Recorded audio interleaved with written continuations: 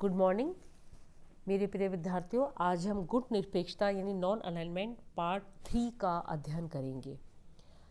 कोई देश अंतर्राष्ट्रीय मामलों में गुट निरपेक्षता क्यों अपनाता है? दूसरे महायुद्ध के बाद गुट निरपेक्षता के उदय के निम्न कारक उत्तरदायी हैं। पहला, शीत युद्ध। दूसरा, मनोवैज्ञानिक विविधता। तीसरा, सैनिक गुटों से पृथक रहना। चौथा, अपने पृथक और विशेष वैचारिक स्वरूप को अक्षुण्ण बनाए रखने की अभिलाषा। पांचवा, स्वतंत्र विदेश नीति के संचालन की अभिलाषा। और छठा, आर्थिक कारक। ये 6 इसके प्रमुख कारण हैं।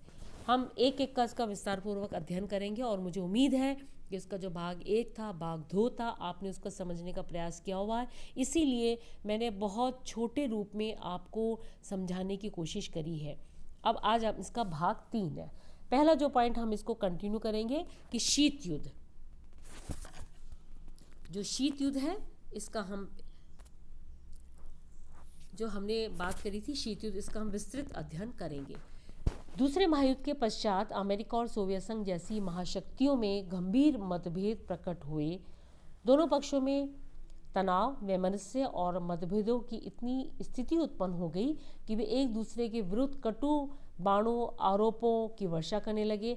ये कहना उचित होगा कि बारूद के गोले, गोलियों से लड़े जाने वाले सशस्त्र सैनिक संघर्ष के न होते हुए भी कागज के गोलों और अखबारों से लड़े जाने वाला परस्पर विरोधी राजनीतिक प्रचार का संग्राम छिड़ गया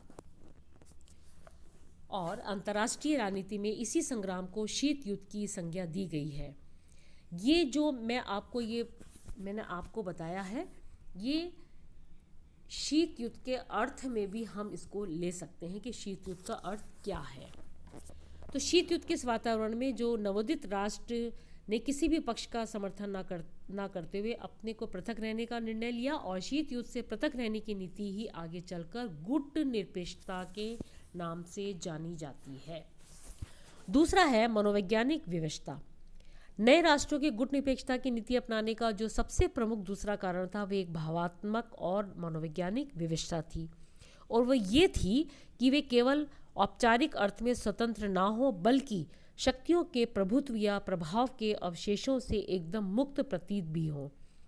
इन देशों ने महसूस किया है कि वे गुट निरपेक्षता में अपनी आस्था की घोषणा करके और जब भी किसी विशेष प्रश्न या स्थिति के संदर्भ में अपना दृष्टिकोण प्रस्तुत करना पड़े तो कार्यवाही करनी पड़ जाए। वही वे नीति और कार्यवाही की स्वतंत्रता को व्यवहारिक रूप से दृढ़तापूर्वक स्थापित करके ही अपनी स्वतंत्रता सबसे अच्छी तरह प्रमाणित कर सकते हैं। इन्हें लगा कि इस दृष्टिकोण और भूमिका के कारण उन्हें वैयक्तिक और सामूहिक स्तर पर ऐसी स्थिति और प्रतिष्ठा प्राप्त हो गई है जो बड़ी शक्तियों के प्रभुत्व से व्याप्त राष्ट्र समाज में छोटे देशों को दूसरे विश्व युद्ध से पहले कभी प्राप्त नहीं हुई थी। तो जो इसकी मनोवैज्ञानिक विविधता थी, ये भी गुट निरपेक्षता को प्रोत्साहन देने वाले कारक थे। तीसरा आता है सैनिक गुटों से पृथक रहना। 1945 के बाद संसार में 2 गुटों का उदय हुआ और सन 1945 और 50 की अवधि में एशिया अफ्रीका के अनेक राष्ट्र स्वतंत्र हुए। ये सभी शोषित और गरीब देश थे और संभलने के लिए समय चाहते थे। किसी भी गुट की राजनीति में मिल जाने पर ये ऐसे चक्रव्यूह में फंस जाते कि इन्हें समस्याएं सुलझाने का पूर्ण अवसर ना मिल पाता और ये सदैव के लिए दबकर रह जाते। इसीलिए इन्होंने गुट निरपेक्षता में ही रहना या उसका समर्थन किया है। चौथा पॉइंट आता है अपने पृथक और विशिष्ट वैचारिक स्वरूप को अक्षुण्ण बनाए रखने की अभिलाषा। नवोदित राष्ट्रों को ऐसा लगा कि गुट निरपेक्षता उनके लिए दोनों गुटों के वैचारिक संघर्ष के संदर्भ में अपने पृथक और विशिष्ट वैचारिक स्वरूप को अक्षुण्ण बनाने का साधन भी है। तो अपनी राजनीतिक, आर्थिक और सांस्कृतिक और सामाजिक संस्थाओं के पृथक स्वरूप को बनाए रखना चाहते थे और ये नहीं चाहते थे कि राष्ट्रों के किसी बड़े समूह में जहाँ किसी न किसी सर्वोच्च शक्ति का बोलबाला हो, उनकी अपनी कोई पहचान ही ना रह जाए। और इन्होंने अनुभव किया कि वे दूसरे राष्ट्रों की छाया मात्र नहीं बन सकते, चाहे वे राष्ट्र कितने ही उन्नत क्यों ना हो। तो अब इसीलिए लाल बहादुर शास्त्री ने क्या कहा कि हमारा स्वर किसी और स्वर की प्रतिध्वनि नहीं है। ये है इन लोगों की असली आवाज़ है जिनका हम प्रतिनिधित्व करते हैं और जिनकी ओर से हम बोलते हैं। नए राष्ट्र का विश्वास था कि राष्ट्रों के बड़े समूह में अपने राष्ट्रीय स्वरूप को लुप्त होने देना अब भी ना तो उनके लिए वांछनीय था और ना ही व्यवहारिक। हालांकि ये मानते थे कि सभी राष्ट्र एक दूसरे पर निर्भर हैं और विश्व की वर्तमान व्यवस्था में सुधार होना आवश्यक है। नवोदित राष्ट्रों ने पश्चिमी देशों के शासन में एक लंबे अरसे से बहुत कुछ सहा है, इसलिए वह अपने समाज को पश्चिम के नमूने पर पुनर्गठित करने और सुधारने के विरुद्ध थे। वैसे बहुत से राजनीतिक मूल्यों और विश्वासों के संदर्भ में वे पश्चिम के साथ भी थे और वे साम्यवादी व्यवस्था का अनुसरण करने की बात भी नहीं सोचते थे।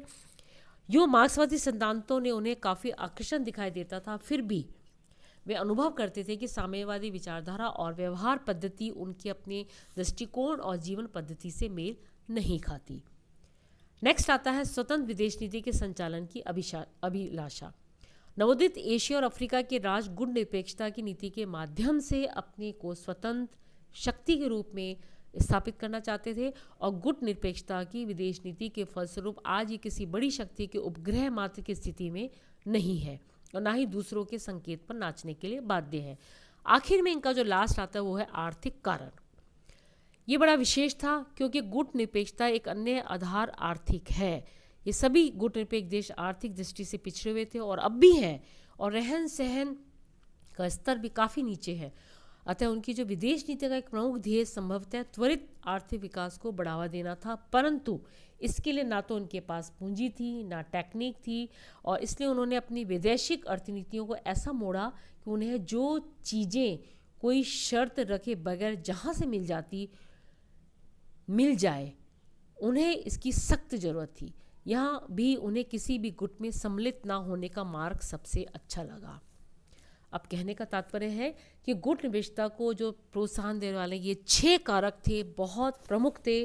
तो बच्चों, मुझे उम्मीद है कि आप इसको ध्यानपूर्वक पढ़ के इनके कारकों की ओर विशेष ध्यान आकर्षित करेंगे।